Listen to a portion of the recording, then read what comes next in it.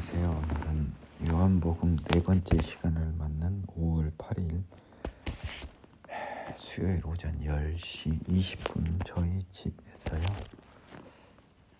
요한복음 네 번째 시간을 갖습니다. 어제 오병이어에 기적하고요. 예. 그에 따라서 사람들이 구하는 생명이 먹는 썩어지는 떡하고요. 하늘로부터 오는 생명의 떡을 이제 비유하고 십자가가 오기 전이라 제자들이 온전히 이해하기는 어려웠을 것이다 라는 이야기를 제가 하고 마무리했네요. 자, 7장 들어가겠습니다. 그 후에 예수께서 갈릴리에서 다니시고 유대에서 다니려 아니하심은 유대인들이 죽이려 함이라라.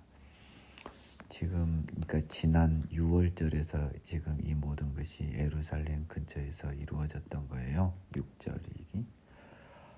그래서 이제 다시 고향으로 내려오신 겁니다. 유대인들 바리새인들이 죽이려 하니까. 이거는 마태복음에 잘 나와 있어요. 유대인의 명절인 초막절이 가까운지라 그 형제들이 예수께 이르되 당신이 행하는 일을 제자들도 보게 여기를 떠나 유대로 가소서.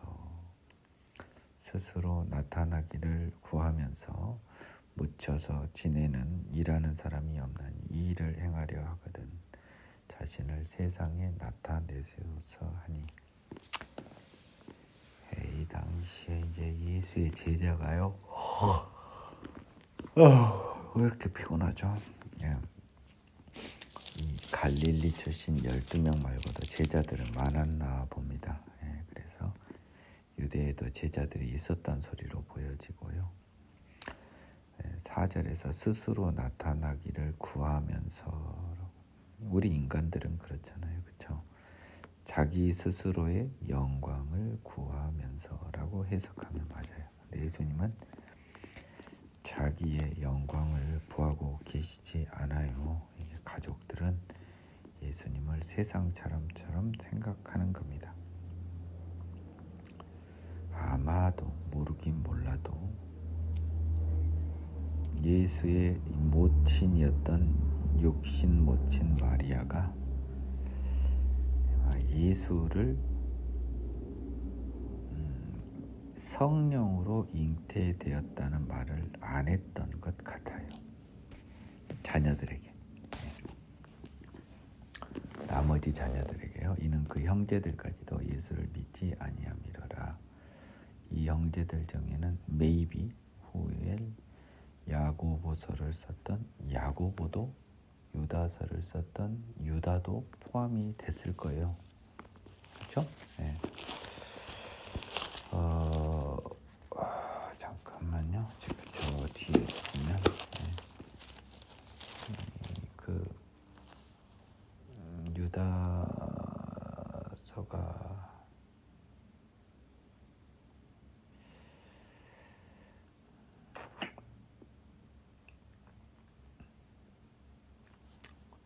누가 썼는지는 모르는데 이제 마지막 계시록 앞에 이제 간단히 언급되어 있는 게 이제 그 야고보의 형제 유다라 해서요. 네.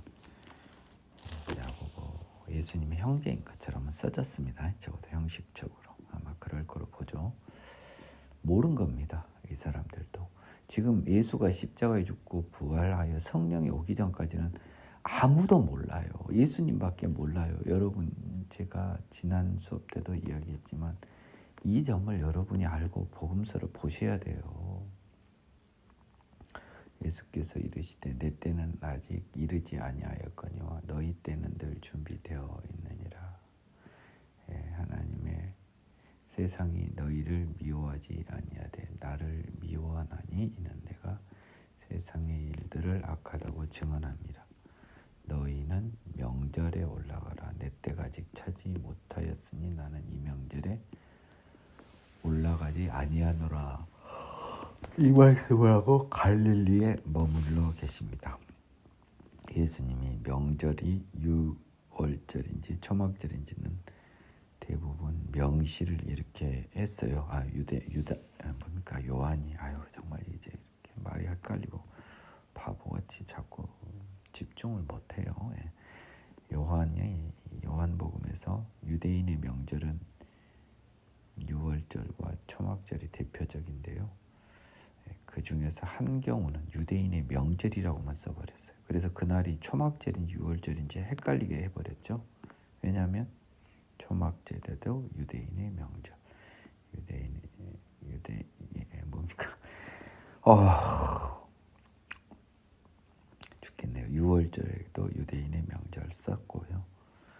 초막절에도 예루살렘에 간 적이 이렇게 있는 겁니다. 6절에서 8절까지 하는 말씀은요. 자녀들에게 너희와 나는 육신의 어머니가 같지만 다른 사람이다라고 이야기하고 있는 거예요. 형제가 아니다. 너희 때와 내 때는 다르다. 너희는 세상 사람들이 미워하지 아니하나 나는 미워한다. 나는 세상을 멸망시키러 온 사람이에요. 전국적으로 세상같이 안 살려고 온 사람이에요. 너희는 세상같이 사는 사람이다. 그러니 스스로 나타나기를 구하는 사람이죠. 예수는 스스로 나타나기를 구하지 않는 사람이에요. 세상에서. 그 형제들이 명절에 올라간 후에 자기도 올라가시되 나타내지 않고 은밀히 가시니라. 우리 지도상으로는 내려오는 느낌인데요. 우리 그 함경도에서 서울 온 느낌인데 함경도 사람도 서울을 가는 것은 올라간다라고 표현할 수도 있을 것 같아요. 명절 중에 유대인들이 예수를 찾으면서 그가 어디 있느냐 하고 유대인들은 지금 마태복음에 보면요. 잡아 죽이려고 아주 혈안이 됐습니다. 마태복음에서는 유대인 특히 그 중에 바리새인들이 자기들이 그토록 자랑하던 율법과 구약 성경의 기초에서 예수와 논쟁에서 철저히 박살이 나버리는 예가 나와 있어요. 그래서 예수를 찾고면서 그가 어디 있느냐 하고 이 말이 요한복음에서는 뜬금없이 나왔지만 마태복음과 종합 해석해 보면 잡아 죽이려고 하는 거죠. 자, 따라서 성경은 하나님이요 여러 언급이 있는 것은 종합하여 해석할 수 있는 지혜를 주시는 거고요. 우리에게 딱 한마디 언급만 성경에 있으면 그 말은 죽었다 깨어나도 진실이에요. 뭔 말인지 알겠죠? 딱 한 성경에서만 있고 다른 성경에 그 말씀이 없으면 그 말씀은 죽었다 깨어나도 진실이라고요. 예수에 대하여 무리 중에 수군거림이 많아 어떤 사람은 좋은 사람이라 하며 어떤 사람은 아니라 무리를 미혹한다 하나 그러나 유대인들을 두려워함으로 드러나게 그에 대하여 말하는 자가 없더라. 13절, 11절은 지금 유대인들이 예수를 잡아 없애려고 하는 것이 소문이 다 난 겁니다. 명절의 중간이 되어라고 해서요. 초막절 중간쯤이 됐습니다. 예수께서 성전에 올라가서 가르칩니다. 이거를 보면요. 당시의 유대 문화에서 가르치는 방식은 그 임의 연설, 임의의 길거리 연설의 방식으로 가르쳤던 게 일반적인 것 같아요. 성전은 여러분도 아시다시피 그 안은 제사장이 들어갈 수 없고 일반인의 출입이 허락된 광장 같은 게 있습니다. 그곳에서 임의 연설하는 방식으로 가르쳤던 거예요. 얼마나 구약 성경을 정확히 설명해 주셨으면 유대인들, 바리새인들도 놀랬다고 마태복음에 써져 있었습니다. 이 사람은 배우지 아니하였거늘 어떻게 글을 아느냐 이렇게 말한 걸로 봐서 당시 히브리어를 알고 쓰는 것이 굉장히 어렵다. 왜 글을 아느냐면 뭐냐면요. 구약 성경을 아니까요. 배우지 아니하였다는 건 왜요?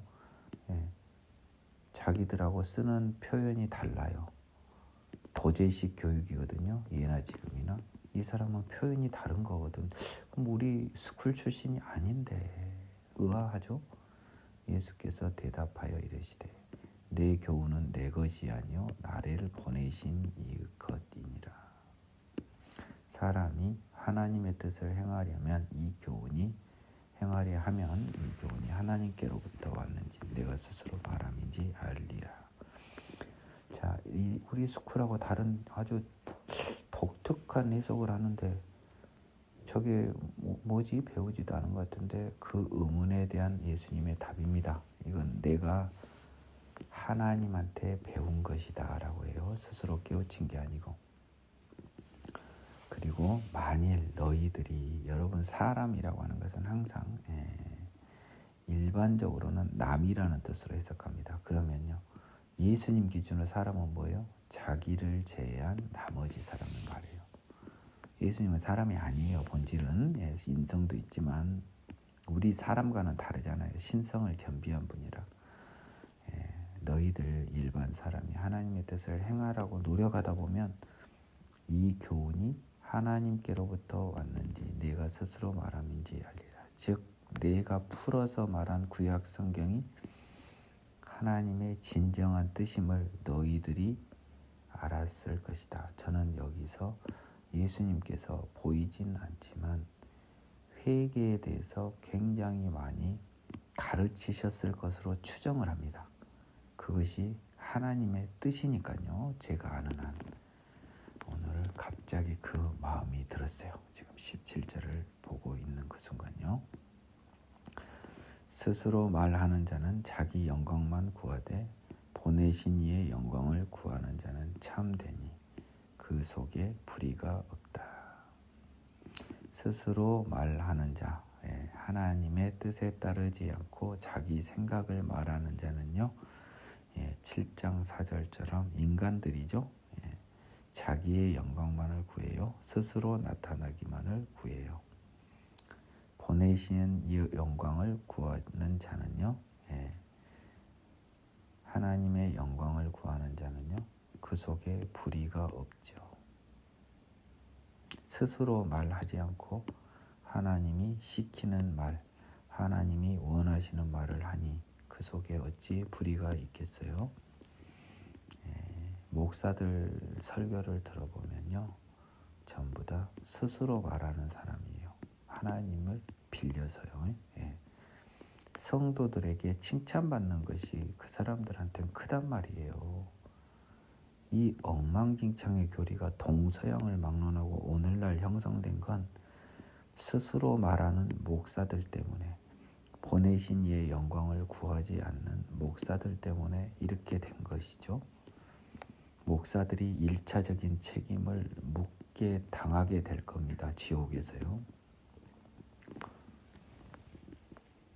이 말을 강의하는 저 역시도 언제든지 스스로 말하는 자로 변할 수도 있고 지금 현재 그 상태에 있을 수도 있습니다. 저는 항상 영적 분별력의 지혜와 하나님의 진정한 뜻을 전하는 그 노력을 기도를 통해서 할 수밖에 없겠네요. 모세가 너희에게 율법을 주지 아니하였느냐? 너희 중에 율법을 지키는 자가 없도다. 너희가 어찌하여 나를 죽이려 하느냐? 19절도 또 다시 보입니다. 바울 선생님이 한 말하고 똑같죠. 율법을 지키는 자가 없죠. 더 정확히는 지킬 수 있는 자가 없습니다. 왜요? 죄인의 몸으로 지켜야 하니까. 그러면 이 몸이, 우리의 존재가 새로 태어나지 않으면 율법은 지킬 수 없는 거고, 새로 태어나면 기존의 율법보다 더 큰 율법까지도 지킬 수 있는 거예요. 이게 바울이 말씀하시는 율법과 은혜, 성령에 관한 거예요. 여러분은 은혜 받아 새로 태어난 사람은 율법을 안 지켜도 된다는 바보, 멍청이 같은 어리석은 말을 전하는 목사들의 지혜 없는 말에 속으면 안 됩니다. 더 큰 걸 지킬 수 있어요. 능력이 말할 수 없이 비교할 수 없이 커졌던 하나님의 능력을 받은 여러분은 모세의 율법보다 더 큰 사랑의 율법을 지켜내야 돼요. 그 율법은 행위 결과만이 아니고 여러분의 머릿속과 가슴속도 심판하십니다. 여러분은 이제 능력이 올라간 만큼 더 엄격한 시험을 통과해야 되죠. 그런데 능력이 올라간 것이 시험의 난이도보다 훨씬 말할 수 없이 커서 여러분은 이제 더 어려운 시험 문제를 풀 수 있는 몸이 된 거예요. 예전에 더 쉬웠던 문제도 여러분이 변하지 않은 죄인의 몸으로는 못 푸는 거고요. 이 부분에 관한 저의 일관적인 설명과 코멘트에 여러분 귀를 기울이시고요. 받을 수 있는 분은 받으시기 바랍니다. 우리가 대답하되 당신은 귀신이 들렸도다. 누가 당신을 죽이려 하나이까? 뻔히 아는데요. 이렇게 얼버무리죠. 죽이는 것 예수님은 사람 마음속을 아시잖아요. 예수께서 대답하여 이르시되 내가 한 가지 일을 행하며 너희가 다 이로 말미암아 이상히 여기는도다. 모세가 너희에게 할례를 행했으니 할례는 아브라함에게서 난 것이죠. 그렇지만 여하튼 할례도 율법에 편입이 된 것처럼 이스라엘 사람들은 알고 있었습니다. 그러므로 너희가 안식일에 또 사람에게 할례를 행하느니라. 내가 한 가지 일을 행하며 너희가 이로 말미암아 이상히 여기는다는 22절과 연결해서 보면 안식일에 사람을 살리고 낫게 하는 등 안식일에 엄격히 금한 율법에 반하는 행동, 즉 안식일을 형식적으로는 준수하지 않으니까 이상하게 여기는 거죠. 근데 할례를 가지고 깹니다. 안식일에 사람에게 할례를 행하죠. 자, 보세요. 율법과 율법이 부딪혔을 때는 더 큰 율법인 할례를 위해서 안식일의 율법을 깹니다. 이만큼 유대인에게 할례는 중요해요. 안식일에도 할례는 행했다는 겁니다. 모세의 율법을 범하지 아니하려 하여 할례라고 하는 것을 8일 만에 해야 되는 거죠. 8일이라고 하는 기간이 있기 때문에 안식일에도 한 겁니다. 사람이 안식일에도 할례를 받는 일이 있거든. 내가 안식일에 사람의 전신을 건전하게 한 것으로 너희가 내게 노여워하느냐. 모세의 율법같이 사람의 율법을 안 범하려고 할례를 한단 말이에요. 즉 할례를 하는 행위는 안식일에는 반해요. 근데 할례 율법 때문에 그것을 허용하는 거예요. 그러면 자, 안식일에 사람의 전신을 건전하게 한 것은 모세의 율법보다 훨씬 더 크다는 겁니다. 예수님은 지금 그 말씀을 하는 거예요. 더 중요하다는 거예요. more important thing이라는 겁니다. important than Moses law. 모세의 율법보다는 더 중요한 것이 사람의 전신을 건전하게 하는 것 아니냐? 근데 할례한 것 가지고는 노여워하지 않던 너희가 왜 사람의 전신을 건전하게 한 것으로 노여워하느냐?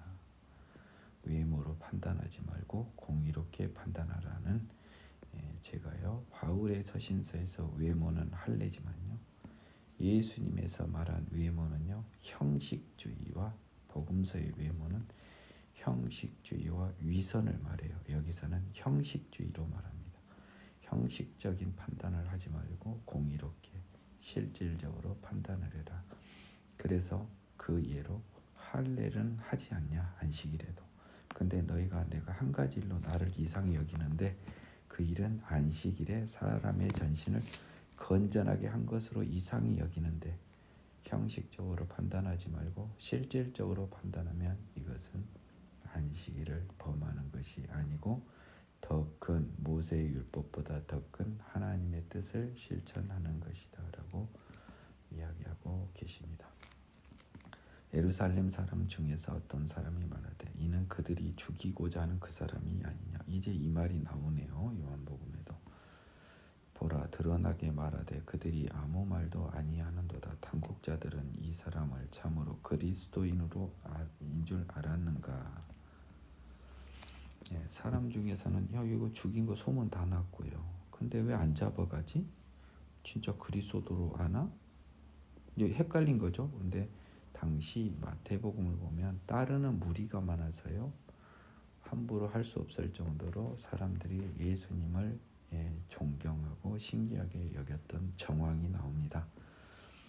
그러니까 종합적 해석이 필요한 거예요. 그러나 우리는 이 사람이 어디서 왔는지 알죠? 갈릴리에서 왔어요. 그리스도께서 오실 때는 어디서 오는지 아는 자 없으리라 하는지라. 뭔 말입니까? 메시아는 사람의 몸으로 오지 않아요. 그러니까 어디서 오는지 모르는 거예요. 근데 이 사람은 어디서 온지 알아버려요. 그러면 이 논법상은 메시아가 아니다. 그리스도가 아니다. 예수께서 성전에서 가르치시며 외치리되 너희가 나를 알고 내가 어디서 온 것도 알지요. 지금 형식적으로 알아요. 갈릴리에서 온 걸로. 나사렛에서. 내가 스스로 온 것이 아니니라. 나를 보내신 이는 참되시니 너희는 그를 알지 못하나. 나는 아노니 이는 내가 그에게서 났고 그가 나를 보내셨음이라 하시니. 자, 내가 스스로 온 것이 아니고 나를 보내신 이가 있고요. 이는 참되시니 하면 여러분 여기서 우리 이방인은 모르지만 제 느낌에 나를 보내신 이는 참되시니 이 말은 나를 보내신 이는 하나님이다 이 소린 거예요. 나를 보내신 이는 하나님이시니 하니까 벌써 신성모독이죠. 너희는 알지 못한다. 거기다가 또 자기들은 하나님을 알지 못한대요. 우리만큼 하나님 잘하는 사람 어디 있냐고 자존심으로 똘똘 뭉친 유대인들에게 쳐 죽일 말입니다. 자기만 안돼요. 그리고 자기가 하나님에게서 낳고 하나님이 자르기를 보냈대요. 자, 예수를 잡고자 하나라고 하는 열광, 흥분을 한 계기는 나를 보내신 이는 참 되시니 여기서 유대인들이 흥분을 한 거예요. 하나님이란 말이거든. 이는 그의 때가 아직 이르지 아니하였으니라. 찢어 죽여도 시원치 않을 자인데 아직은 잡지 않은 것은 때가 이르지 아니하였고 이것은 하나님이 강권적으로 예수에게 대해서 공격하지 못하게 그들의 마음을 컴다운 시켰다는 것을 여러분이 리드 비트윈 더 라인스로 읽어내야 되는 거예요. 무리 중에 많은 사람이 예수를 믿고 말하되 선지자로 믿고 말하는 거예요. 그리스도께서 오실지라도 그 행하실 표적이 이 사람이 행한 것보다 많으랴 하니 이러기 때문에 못 죽인 거예요. 손을 못 댄 거예요. 많은 사람이 믿으니까요. 그래서 겁을 먹고 손을 못 대고 이 모든 것이 지금 하나님이 강권적으로 아직 그의 때 십자가의 때가 이르지 않았으니 예수를 죽일 수 없어요. 지금 이 사람들은요 표적이 이렇게 많은 거 보면 그리스도는 아닐지라도 선지자다는 거예요. 예수에 대하여 무리가 수군거리는 것이 바리새인들에게 들렸습니다. 대제사장들과 바리새인들이 그를 잡으려고 아랫사람을 보냈습니다. 마태복음에서도 나오죠. 그러다 너희들도 그한테 당했냐라고 물어보죠. 예수께서 이르시되 내가 너희와 함께 조금 더 있다가 나를 보내신 이에게 돌아가겠노라. 너희가 나를 찾아도 만나지 못할 터이요 나 있는 곳에 오지도 못하리라 하시니. 이거는 십자가와 부활 승천을 말하는데요. 유대인들은 알 수가 없죠. 아니 제자들도 몰라요. 서로 묻되 이걸 다 알고 여러분들이 이 사람을 바보로 칠 게 아니고 이 사람들은 이럴 수밖에 없다고요. 이 사람 어디로 가기에 우리가 그를 만나지 못하리요. 헬라인 중에 흩어져 사는 자들에게로 가서 헬라인을 가르칠 터인가. 즉 유대인 중에 당시에도 예루살렘은 로마, 이스라엘은 로마의 속국이어서 장사 기술이 뛰어난 이스라엘 사람들은요 헬라의 많은 제국들 그리스, 로마, 터키 이게 다 헬라예요. 유대인 아니면 다 헬라인입니다. 그래서 그들에게 가서 헬라인한테나 가르치려나, 즉 헬라에 있는 유대인들을 가르치려나, 나를 찾아도 만나지 못할 터이요 나 있는 곳에 오지도 못하리라 한 이 말이 무슨 말이냐, 무슨 소리한 말이냐, 참 어이없다. 제 미쳐도 단단히 미친 애네.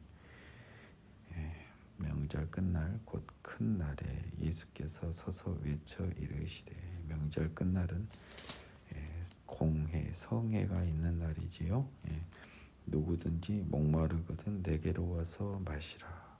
나를 믿는 자는 성경의 이름과 같이 그 배에 생수의 강이 흘러나오리라 하시니. 이 말씀도요 굉장히 어려운 말입니다. 자, 여러분 한번 봐보세요. 39절을 안 봤다는 전제에서 38절을 제가 보겠습니다. 나를 믿는 자는, 성경은 지금 구약 성경밖에 없어요. 그러면 구약 성경에서 예수를 믿는 자는 생수의 강이 흘러나온단 말은 영생이거든요. 그렇죠? 비유적인 표현으로. 자, 그러면 나를 믿는 자는 성경에 기재된 것 같이 영생한다 합니다. 구약 성경에 나를 믿는 자는 영생한다는 게 어디 있어요? 39절을 한번 봐야 되겠습니다. 이는 그를 믿는 자들이 받을 성령을 가리켜 말씀하신 것이라. 예수께서 아직 영광을 받지 않으셨으므로 성령이 아직 그들에게 계시지 아니하시더라. 이 가로로 묶은 것이요 성경 전체에서 숨어진 정말 중요한 부분이에요, 여러분. 오늘 이 부분을 여러분에게 말씀을 드리겠습니다. 민기영 전도사는 예로부터요 이스라엘 구약 시대에는 몇몇 사람을 제외하고는 성령으로 다시 태어나지 못하고 예수를 보지 못해서 전부 지옥 갔다고 했습니다. 자, 성령은요 예수님이 영광, 십자가, 부활하신 다음에 하나님이, 성부 하나님이 일반적으로, 특정인이 아니라요 모든 일반인이 성령을 받을 수 있게끔 조건이 형성된 것은 십자가 부활 이후입니다. 뭔 말인지 알겠어요? 이것이 너무 중요해요, 여러분. 일반적인 성령이 모든 인간에게 올 수 있는 것은 예수 십자가의 제사 때문이에요. 그래서 제가요 하나님이 누구에게나 올 수 있고 누구나 하나님에 갈 수 있는 화목제물로서의 제사는 끝났어요. 즉 성령이 오실 수 있는 제사는 끝났습니다. 그 성령을 받아내는 것은 또 다른 문제라는 게 능력의 십자가, 죄사함의 십자가라고 제가 달리 표현했던 것은 유념하시고요. 이제 그를 믿는 자들이 앞으로 받게 되겠죠. 십자가 부활 이후에 성령을 가리켜 말씀하신 것이다라고 요한은 풀어줬어요. 그 말은 뭔 말이냐? 38절 나를 믿는 자는 이 영생한다는 건 구약 성경이 했던 말은 뭔 말이에요? 그러면 구약 성경은 뭐예요? 성령이 필요하다, 영생에. 그것을 구약 성경이 이야기했다는 거예요. 역으로 성령 없이 너희는 율법을 못 지킨다고 구약 성경이 이야기했다는 거예요. 이 종합적인 해석을 해내지 못한 사람들은 예수를 만날 수도 없고요. 성령이 무엇인지도 모릅니다. 대한민국의 모든 목사님들이, 세계의 모든 목사님들이 그 길을 가고 있고요. 오직 저는 제가 확인한 경우는 저밖에 없는 것 같아요. 그러니까 대한민국에 굉장히 이상한 정신 나간 전도사 명이 구약 성경에서 하나님이 주신 율법은 지킬 수 없는 걸 알고 주셨고 성령으로 다시 태어나야만 그것을 지킬 수 있다고 하나님은 주신 거다고 주장하는 사람이 있죠. 신해산 언약을 지키지 않아서 이스라엘이 망한 게 아니고 이스라엘은 망할 수밖에 없었다고 주장하고 있죠. 성령을 구하지 않았으니까.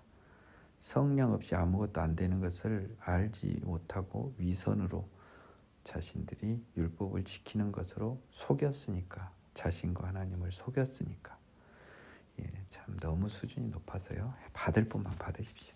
이 말씀을 들은 무리 중에 어떤 사람은 이 사람이 참으로 그 선지자 모세가 말한 그 선지자다라고도 하고, 어떤 사람은 심지어 그리스도라고까지 했습니다. 메시아라고.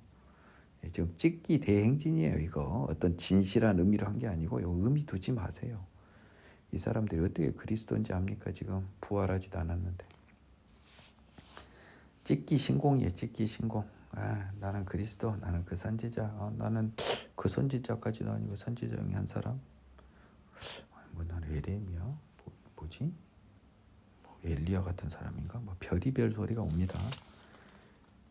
그러자 또 어떤 이들은 그리스도같이 갈릴리 같은 촌구석에서 오겠냐까지 했습니다. 성경에 이르기를 그리스도는 다윗의 씨로 다윗이 살던 마을 베들레헴에서부터 나오리라 하지 아니하였느냐 했지만, 예수로, 이 사람이 베들레헴 출신이고 모르죠. 예수로 말미암아 무리 중에 쟁론이 되니 그 중에는 그를 찾고자 하는 자들도 있으나 손을 대는 자가 없었는데, 왜냐하면 마태복음에서 많은 사람이 예수를 믿고 따랐기 때문입니다. 선지자로 믿고 따른 겁니다. 오해하지 마세요. 대제사장들과 바리새인들은 믿지 않다. 아랫사람들이 대제사장들과 바리새인들에게 오니 그들이 묻되 어찌하여 잡아오지 아니하였느냐. 아랫사람들이 대답하되 그 사람이 말하는 것처럼 말한 사람은 이때까지 없었나이다. 잡을 만한 사람이 아니던데요.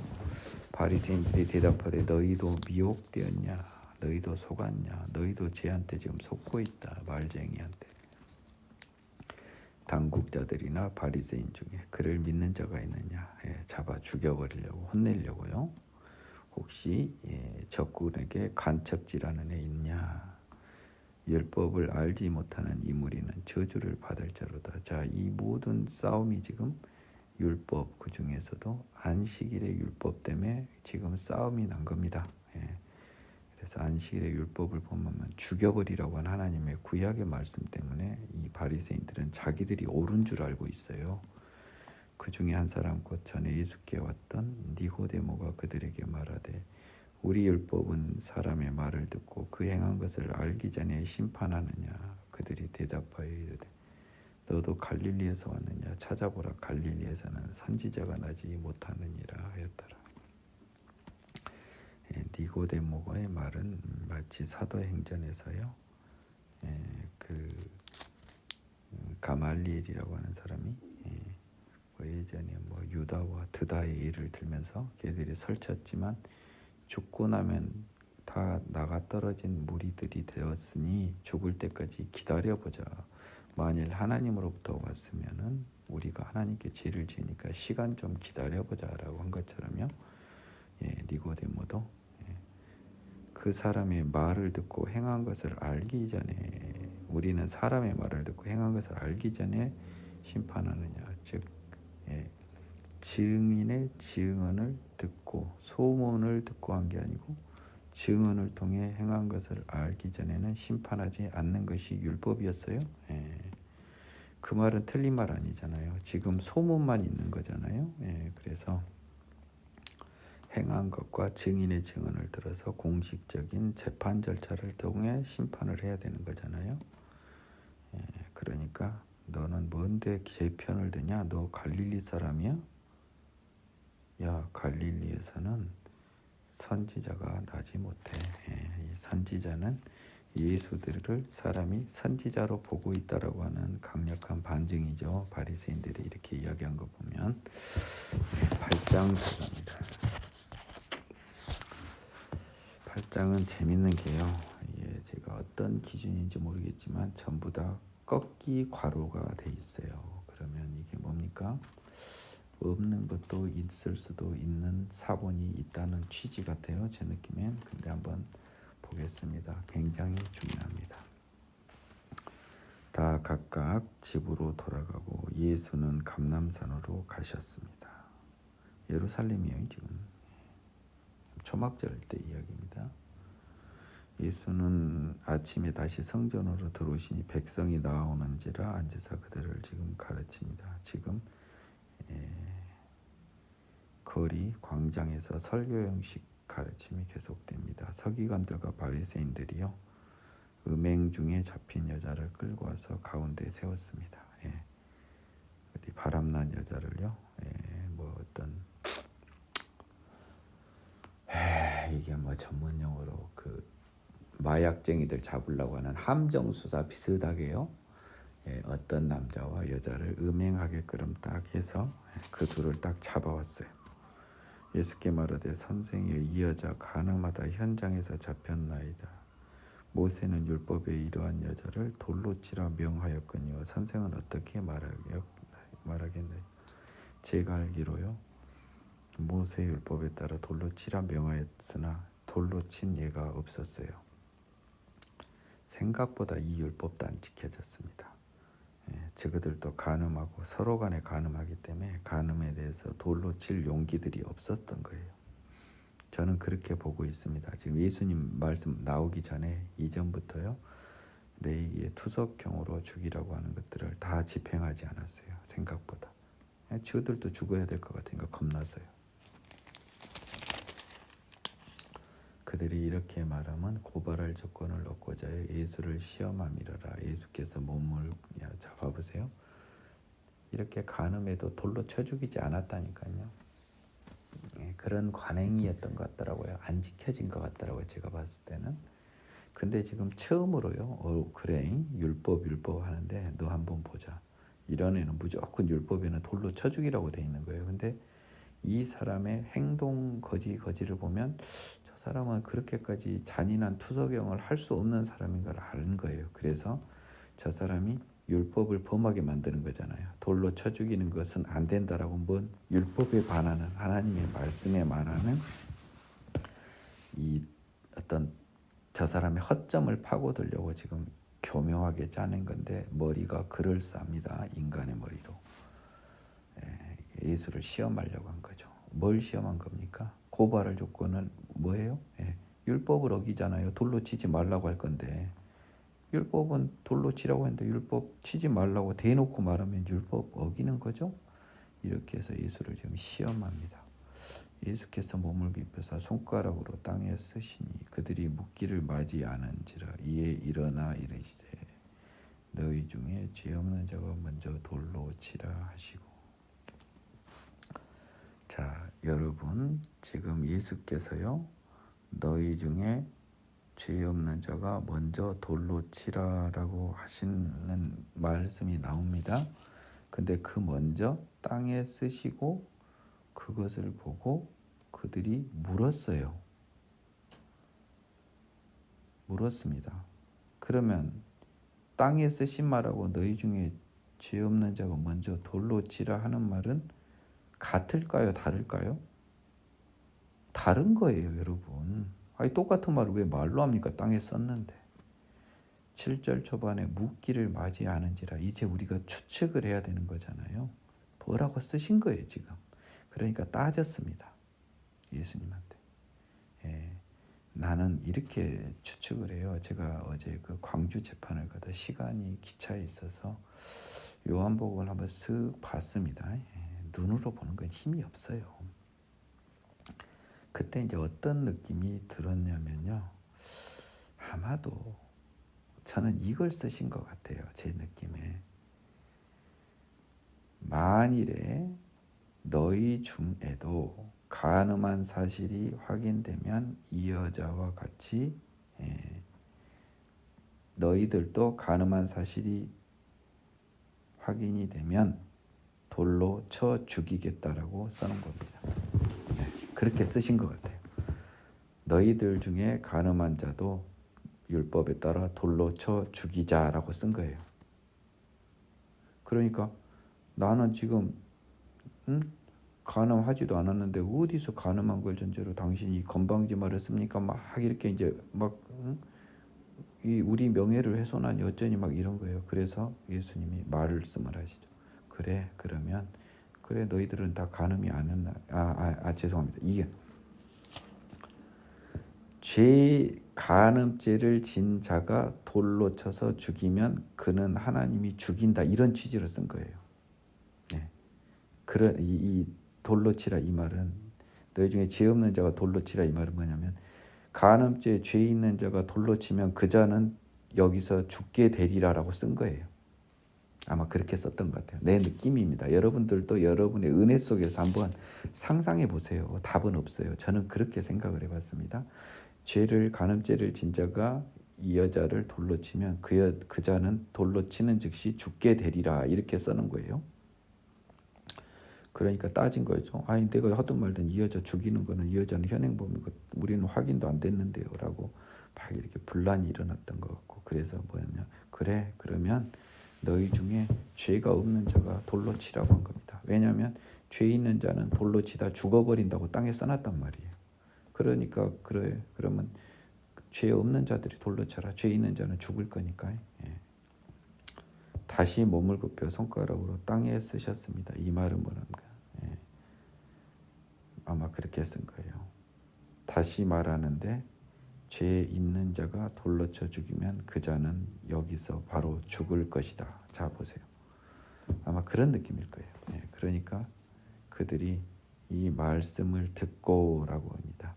그러면 손가락에 쓰신 글씨 때문에 이 사람들이 놀란 게 아니에요. 그러면 이 사람들은 뭘 양심의 가책을 느낀 것은 뭐예요? 죄 없는 자가 먼저 돌로 치라라는 이 말이 이제 다가온 거예요.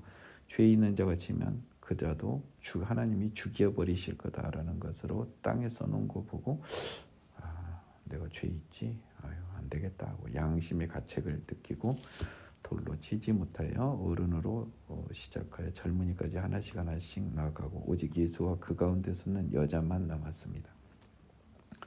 예수께서 일어나서 여자의 아무도 없는 것을 보시고 이르시되 여자여 너를 고발하던 그들이 어디 있느냐 너를 정죄한 자가 어디 있느냐라고 했습니다. 예, 대답하되 주여 없나이다. 예수께서 이르시되 나도 너를 정죄하지 아니하노니 가서 다시는 죄를 범하지 말라 하시니라. 자, 이걸 민경 전도사가 풀어드릴게요. 제 기준에서는요. 자, 이 여자는 죄인이었죠. 그래서 돌로 맞아 죽어야 될 것이었습니다.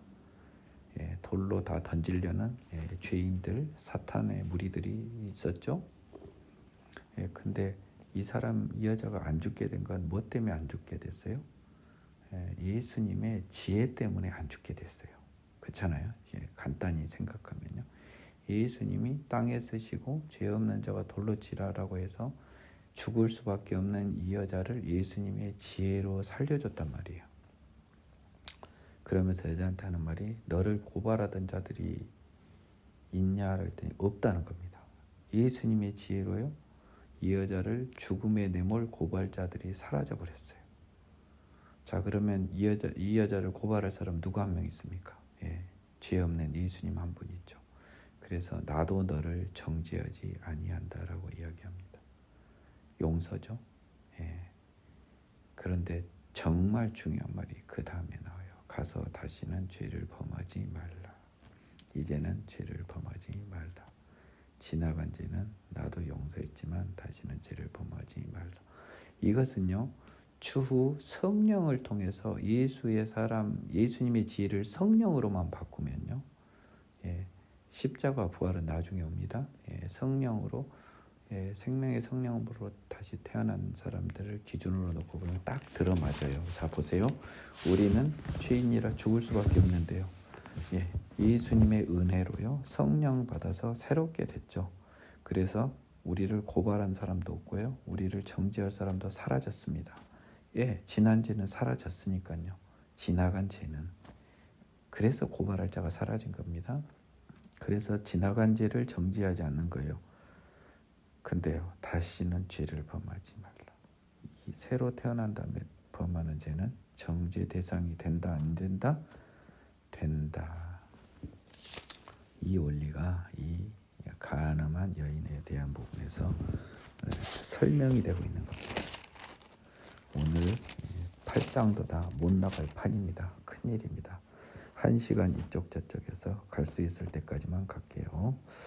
예수께서 또 말씀하여 이르시되 나는 세상의 빛이니 나를 따르는 자는 어둠에 다니지 아니하고 생명의 빛을 얻으리라. 바리새인들이 이르되 네가 너를 위하여 증언하니 네 증언은 참되지 아니하도다. 빛과 어둠으로 따지면 빛은 좋은 거잖아요. 그렇죠? 예. 생명의 빛을 얻으리라. 빛은 또 생명이잖아요. 바리새인들도 그 말은 좋아해요. 자기들도 세상 빛이라고 생각해요. 생명의 빛을 얻고 싶어요. 근데 뭐예요? 네가 지금 네 입으로 그러면 뭔 증거가 있냐? 예수께서 대답하여 이르시되 내가 나를 위하여 증언하여도 내 증언이 참되는데 나는 내가 어디서 오며 어디로 가는 것을 알거니와 너희는 내가 어디서 오며 어디로 가는 것을 알지 못하느니라. 이 말도 아주 간단한 진리가 숨어 있습니다.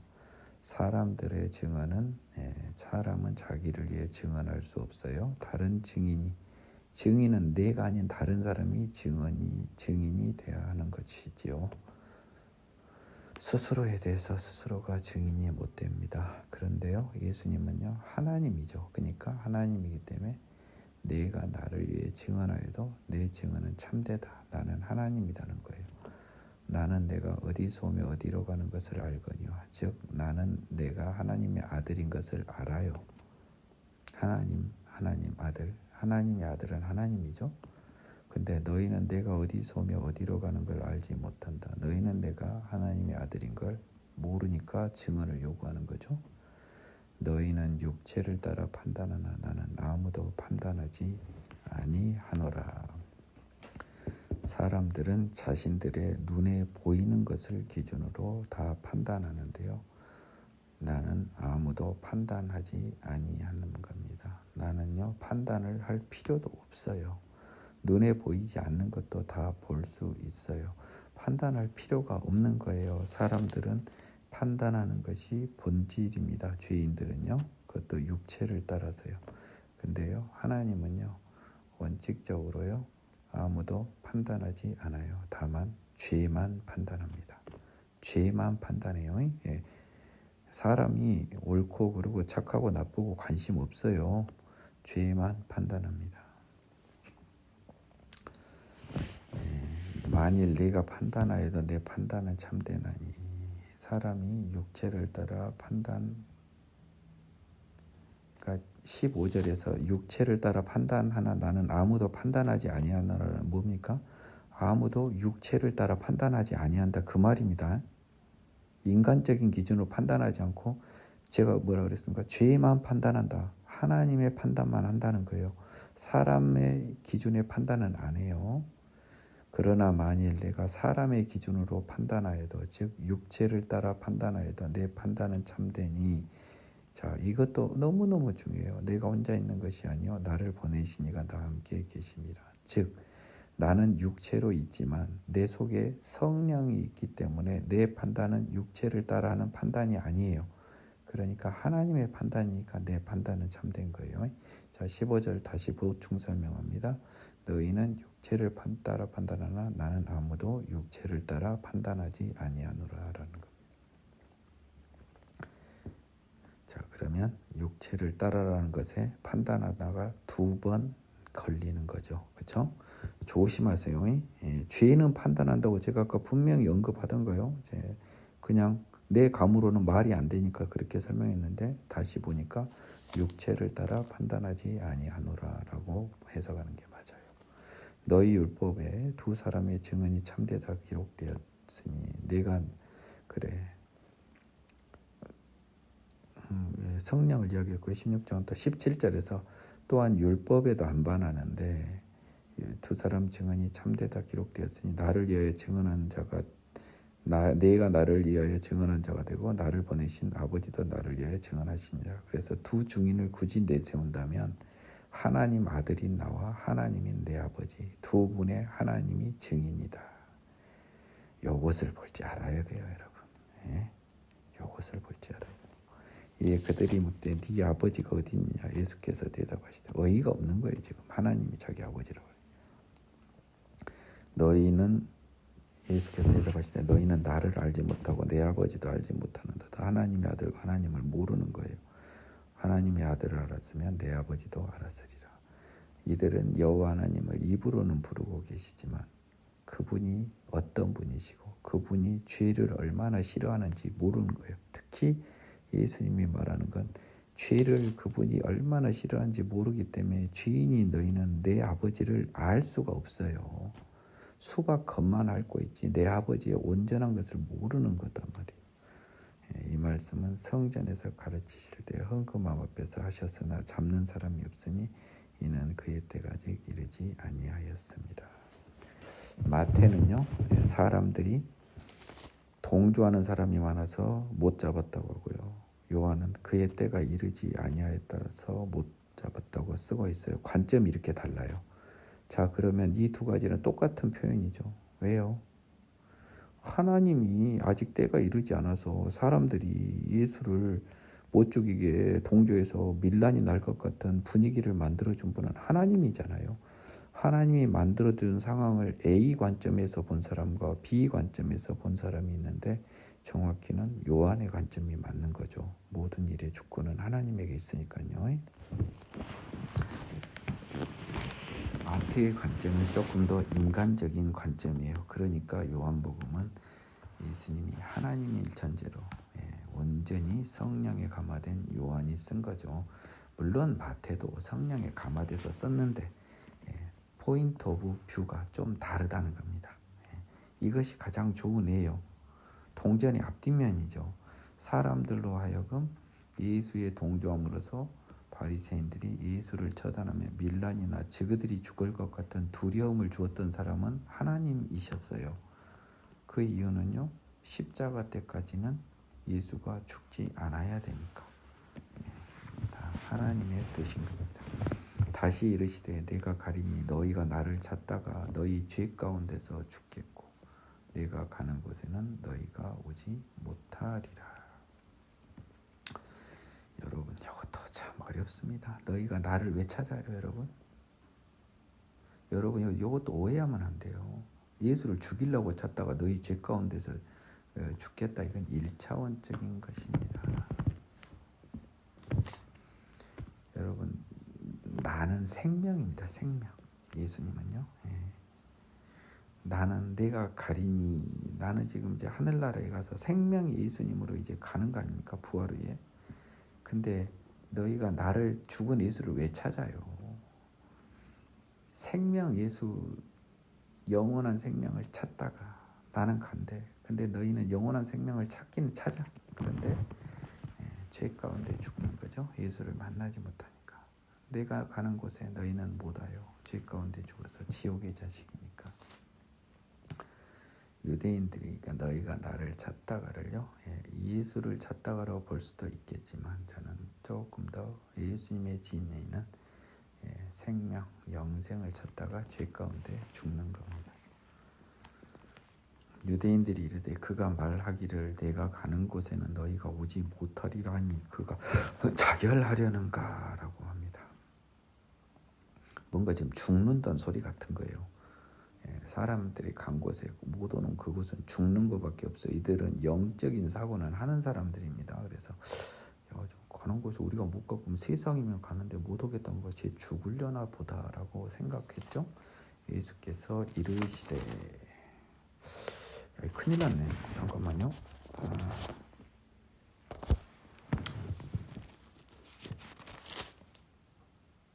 오늘은 시간을 정해놓고 하겠습니다. 1시간 3분 이내에 끝내겠습니다. 1시간에 가급적 끝내고 싶어요. 너희는 아래에서 낳고 나는 위에서 낳았으며 너는 육의 몸으로 낳고 나는 영의 몸으로 낳았죠. 지금 육의 몸만 입고 왔지만 사실은 앞으로 나는 근데 일단 출신도 from heaven, from earth, 땅에서 낳고 하늘에서 낳습니다. 너희는 이 세상에 속하였고 이 세상 죄, 나는 이 세상에 속하지 아니하였다. 죄 없는 사람이다. 너희는 죄인이고 나는 죄인이 아니다. 이 후자가 굉장히 중요합니다. 하나님에게서 난 죄 없는 사람이죠. 그러므로 내가 너희에게 말하기를 너희가 너희 죄 가운데 죽으리라 하였노라. 이게 딱 나오지 않습니까? 저는 맹세코 이거를 안 봤거든요.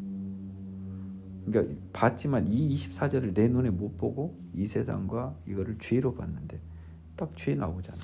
죄 가운데 죽겠다. 너희가 만일 내가 그인 줄 믿지 아니하면 너희 죄 가운데 죽으리라. 내가 그인 줄 믿지 아니하리. 로마서 4장 24절까지 포함하는 믿음이어야 돼요. 그들이 그러니까 이 예수님의 이 말을 바울이 서신서로 풀어준 거라니까. 복음서 예수님의 말씀을요. 그들이 말하되 네가 누구냐? 예수께서 이르시되 나는 처음부터 너희에게 말하여 온 자다. 지금 계속 말하고 있는데 안 믿으니까 누구냐 실토해라 이런 거잖아요. 하느님의 아들이다 하는데 누구냐 계속해요. 나는 처음부터 일관되게 말했습니다. 심지어 십자가 앞에서 달리실 때 본디오 빌라도에게 했던 유일한 답변이 나는 하나님의 아들이다라는 것이죠. 내가 너희에게 대하여 말하고 판단할 것은 많으나 나를 보내신 이가 참 되심에 내가 그에게 들은 것을 세상에 말하노라 하시되.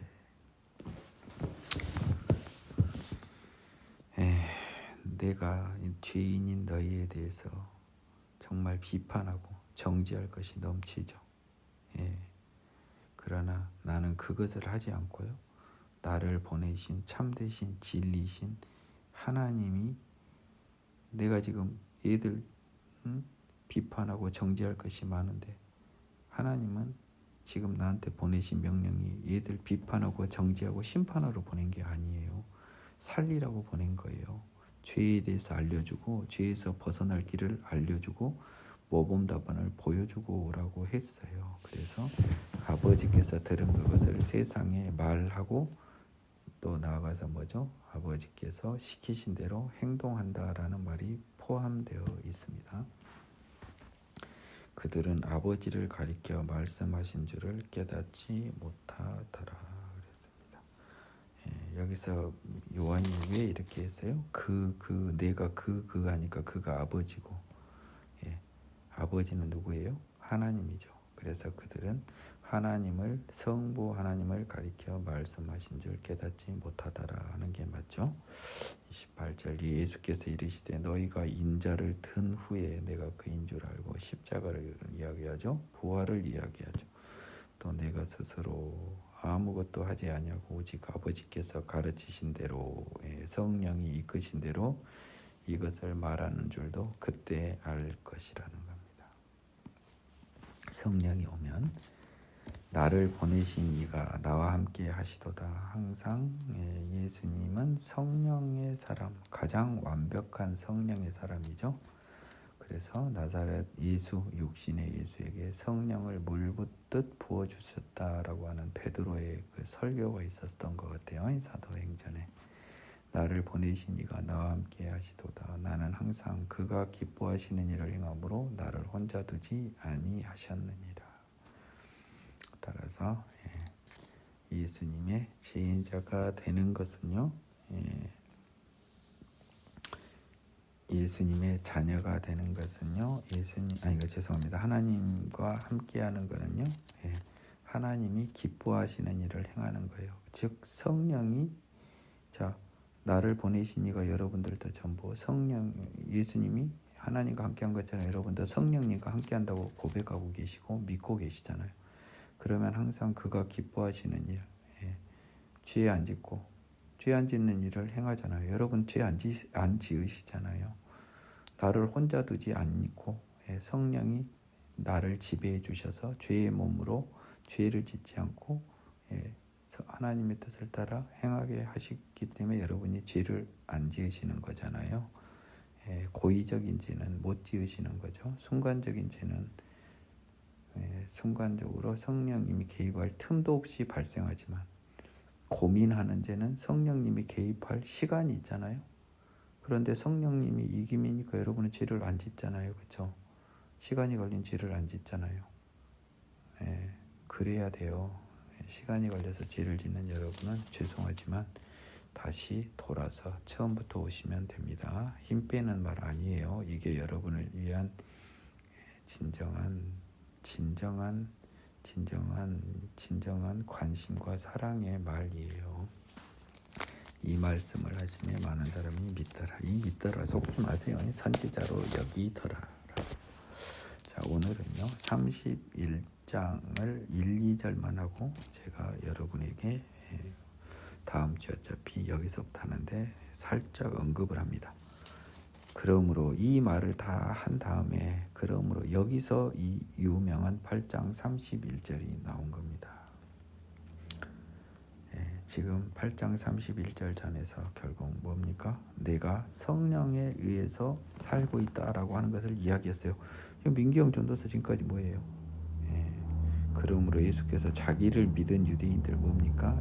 자기를 선지자로 여기는 유대인들에게 이르되 너희가 내 말에 거하면 참으로 내 제자가 되고 진리를 알지니 진리가 너희를 자유롭게 하리라 라고 했습니다. 그래서 너희가 내 말에 거하면 이 빨간색을 다 합쳐서 봐야 돼요. 진리를 알지니 진리가 너희를 자유롭게 하리라고 우리 학교의 교훈이에요. 그것도 진리의 32절 부분이. 이 말은 이렇게 하면 안 됩니다. 여러분이 진리가 여러분을 자유롭게 하려면요. 진리를 먼저 알아야 되죠. 첫 번째 조건이. 그렇잖아요. 두 번째요. 내 말에 거해야 진리를 아는 거잖아요. 예수님 말에 거해야. 자, 그럼 보십시오. 그럼 핵심이 뭘로 딱 하나 보십시오. 너희가 내 말에 거하면 이게 조건입니다. 1. 내 제자가 되고. 그러니까 내 자녀가 내 제자죠. 하나님의 자녀죠. 예수님의 제자 하나님의 자녀가 되고 진리를 알게 된다는 말입니다. 하나님의 자녀가 되고 진리를 알아요. 그래서 그 진리가 너희를 사단으로부터 죄로부터 죽음으로부터 자유롭게 한다라는 거거든요. 32절이. 31절 32절에서 제일 중요한 말은 그래서 뭐다? 내 말에 거하면이에요. 여러분 조건이 성취되면 뭐가 있다라고 하면 뭐가 있는 게 중요합니까? 조건 성취가 중요합니까? 양반들 조건 성취가 중요하죠, 여러분. 그렇지 않나요? 예. 그러면 예수님 말에 거하는 게 뭘까요? 뭔 말이에요? 내 말에 거하면요 성령 안에 있으면입니다. 나중에 확인돼요. 성령이 너희 안에 있으면이에요. 나를 믿으면이고요. 성령이 너희 안에 있으면 똑같고요. 죄사함 받아 새롭게 되면 똑같습니다. 그래야 내 제자가 되고 진리를 알아요. 이 조건이 성취되는 게 중요하다고요. 여러분이 진리를 아는 게 뭘 알아요? 아무것도 모르는데요. 오늘은 이 화두를 던지면서 강의를 마무리합니다. 다음 시간에 뵙겠습니다.